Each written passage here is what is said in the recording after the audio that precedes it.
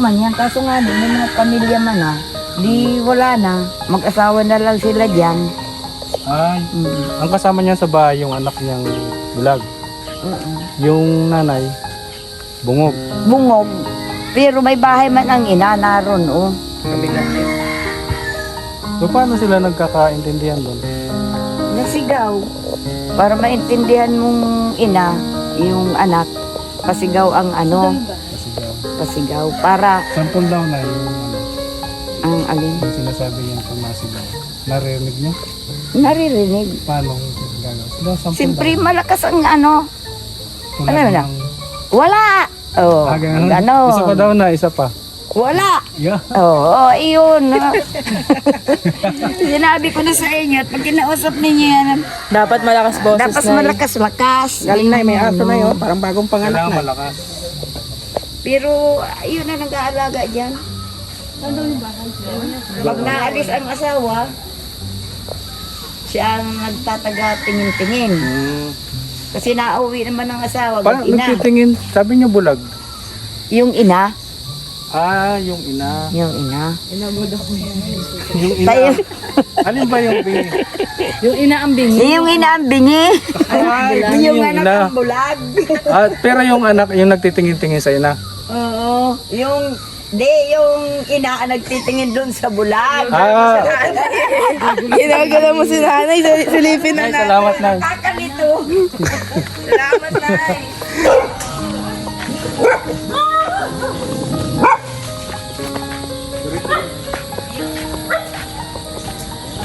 Ay, mga po.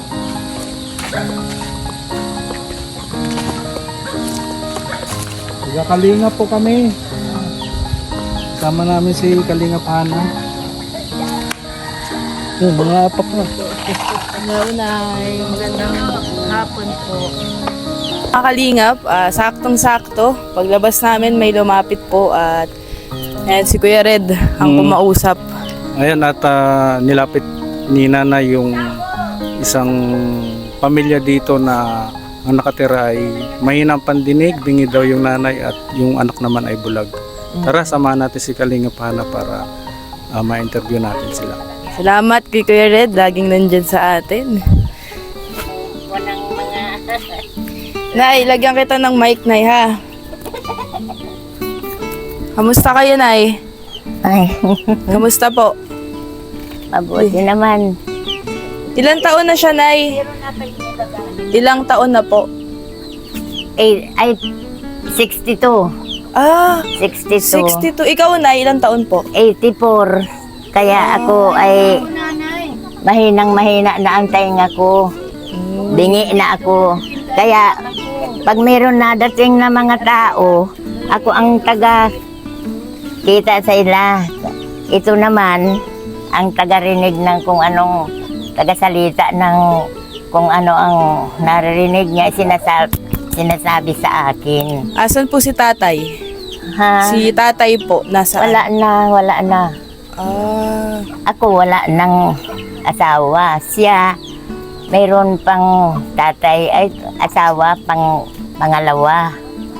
Siya pag naalis ang mga kwan ko dito, kaming dalawa na lang. may anak siya, Nay. May anak siya pero may mga pamilya na. Ah, May kanya-kanya kundi magkatrabaho man wala din. Parang mabuhay lang ang pamilya kahit kakaunting kita tinatyagaan. Upo muna po ay, tayo. sige, Nay. Na, pinanganak siya, Nay, bulag na talaga? Oo, bulag na. Hindi ko alam kung ano ang pinagmulan niyan. Basta ang sabi niya, nanay, nakuan baga ang paningin ko na isa muna ito na labo daw. Tapos nang nagkuhan na palagi siyang nakukuhanan. Sabi niya ay nanay lalong nalabo. Tapos di tingnan sa doktor. Kwan daw, pigang patak-patakan lang. Wala naman nangyayari kung anong kwan niya. Tapos ito naman na nang ilang buwan na yan nag-ano ng pareho, hindi na nakakita. Ah, Nay, dati nakakakita po siya. Nakakarinig siya, Nay? Nakakarinig man yan. Nakakarinig. Siya nga ni ang tagapagsalita. Pag ako natanong, sabi ko, Winnie, anong sinabi nung nagpunta dito? Sabihin mo. Yan, sinasabi sa akin. Dahil ako talagang brown out na. Kausapin ko lang siya, Nay, ha? Ayan, kamustahin po natin. Hello po. Ilang taon na po kayo? 60. 60. Ano po ulit pangalan niyo po? Winnie. Ayan po. Ay, sige, okay lang, Nay, okay lang. Kailan po kayo na bulag? Ilang taon po kayo? 6 taon na. 6 na taon na po. Ilan po ang anak niyo? 7. 7. Nasa iba't ibang lugar na po sila ngayon? May mga kanya-kanya ng trabaho, kanya-kanya may agum. Saan po kayo? Ano pong trabaho ng asawa niyo, Nay? Sa operator sa rice mill. Araw-araw naman din po umuwi dito. Mga alas 7 ni ba ginauli. Okay. Nasulo-sulo lang ako. Pero mga anak niyo, Nay, dumadalaw pa rin sa inyo. Oo, nani hali sa trabaho, nagturog. Kamusta naman kayo ni nanay po? Kamusta si nanay? Paano po kayo nag-uusap? Sinisigawan niyo po o nalalakasan niyo boses? Minsan, pag di niya naintindihan, nakukusog-kusugan ko ng boses. Ang sabi niya, kinukurhawan mo na garong ako. Sabi ko, nani, dahil tadi mo man naintindihan. Hindi mo na po sa imo nagsisimbang. Diyos ko po. Pero kamusta naman po ang buhay niyo dito, Nay? Nakakain naman po ng maayos. Ayos din. Yan naman ang... Bago man nahali si agong ko, nilulutuan man na ako. Nasa diri na lang akong kap-kap ng kaldero kung hain ang plato. Opo. Bali, 3 lang kayo dito po ni nanay natutulog? Tapos na... Tutulog? Opo, 3 lang po kayo nakatira dito? Sa laog ng harong? Opo. Ilan po kayo nakatira dito sa bahay? 3. 3. Oo. Pasok daw, Nay. Ano? Wala naman bagang usok. Usok! Pasok, Nay! Pasok! Pasok. Okay lang, Wala, Nay. Pasok pasok na. tayo. Pasok Silipin na natin ang bahay nila, Pasok na. nanay. Ayan, okay lang po, Nay. Silipin natin. Silipin namin yung bahay. Okay lang po. Ayan. Para po makita nila. Hindi po dito alam, yung bubong nyo po may butas. Natulog pag naulan.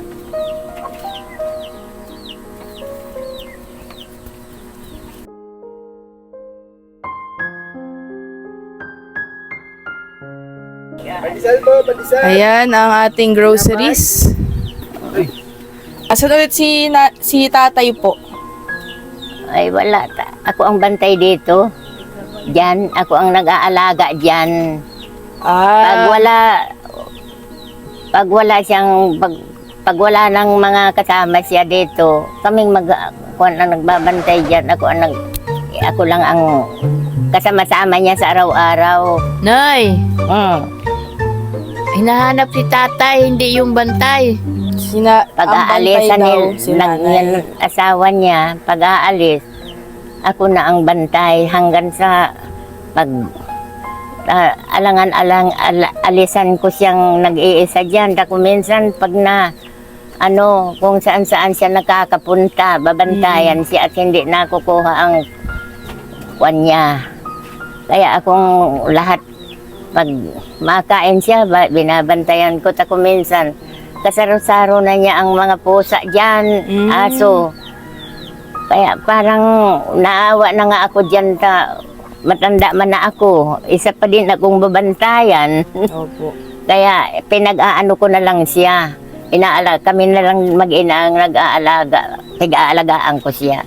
Kami na lang mag-ina. Nay, may dala kami sa'yo. Ayan o. Isang box po. Eto, Nay, may dala po kaming groceries po sa inyo. Ayan. Pakita natin. Eto, Nay. Para sa inyo to. Meron po mga biskwit, delata. Ayan, Nay, madami. Tapos mga noodles at saka kape. Ayan, madaming delata. Ayan. Para po yan sa inyo, kayo na lang po ang magsabi kay nanay po na sa inyo yan lahat na ya, pangkain nyo po. Tapos may mga pansit din po kayo dito. Tsaka sabon pang laba at tsaka sabon sa katawan nay ha. Para po yan sa inyo dito. So, kamusta naman nay ang araw-araw nyo po dito na dalawa lang kayo? Nahihirapan po ba kayo? Ano pong may nararamdaman na po ba kayo o wala naman? Kung minsan ako, inaabot din ako panghina pag makon ang init ng araw. Opo. Inaabot din ako dito ng panghina, kaya sabi ko, ay paano Winnie kung wala na ako, ikaw nag-iisa dito, wala mabuti kung ang mga anak mo ay napunta dito, mga malalayo naman. Walang nagkukuhan dyan. Kanya-kanyang na lang sila. May mga trabaho, mga kararampot na makakuan mabuhay man lang ang mga pamilya nagtsatsaga. Opo. Kaya walang naalisan sila na kuwan pa din dito. Kausapin po natin si ate. Ikaw na, kamusta po kayo? Ano po ang pakiramdam ng wala po kayong nakikita araw-araw? Wala. Madilim na. Hindi naman po kayo na napanghinaan po ng loob nung mga panahon na mga bago-bago lang po yung mga di pa kayo nakakita. Ano pong pakiramdam na gumigising po kayo tapos madilim pa din? Yung nagtatagal ang pag nagising ako, wala na talagang na yung pagtingin ko. Madilim lang po Madilim talaga. na. Pero may naaaninag pa kayong liwanag o wala? Ay, wala na. Kahit isa, madilim na. Nung nagpa-check up po kayo, ano pong sabi? Ang sabi sa akin ay, yung daw mata ko may katarata. Ngayon, nagpunta ako sa doktor. Nilinisan yung mata ko. Hindi naman, hanggang ngayon, hindi ako nakakakita. Nabalik-balik ako sa doktor.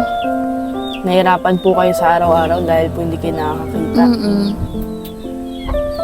So, ayun lang, Nay. Nangamusta lang po kami sa inyo kasi may lumapit din po sa amin na tulungan daw po sana kayo. So, may mga bit-bit po kami sa inyong groceries para sana po makatulong po yan sa inyo ni nanay. Kayo na pong bahala kay nanay at dalawa na lang po kayo laging magkasama din dito. So, ayun lang mga kalingap. Dinalaw po natin sila nanay. At kinamusta lang po natin kasi may lumapit po sa atin para po sa kanila. Yan, dito po sila nakatira, dalawa lang po sila dito. Pero may asawa po. Ay, hello po. Kayo po ang asawa ni nanay? Yan po, ang anak po ni nanay. Ang nanay na anak niya. Dinalaw lang po namin si nanay. May groceries po para po sa inyo dito. Maraming salamat po. Di na rin po kami magtatagal. Magagabi na. Maraming salamat, Nay. Thank you so much. Thank you po.